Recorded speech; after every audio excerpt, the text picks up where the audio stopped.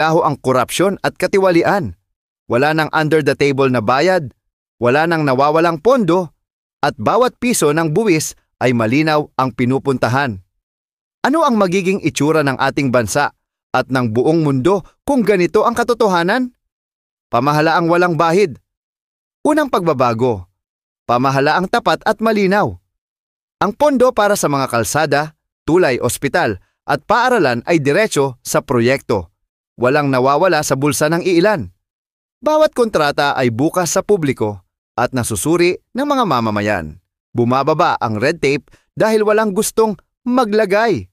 Ang tiwala ng tao sa gobyerno ay bumabalik.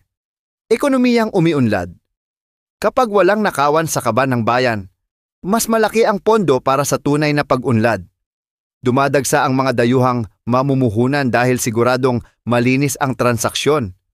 Mas maraming trabaho ang nabubuksan at ang buwis ay bumababa dahil tama ang paggamit ng pondo. Lumalakas ang piso, mas abot kaya ang bilihin at umaang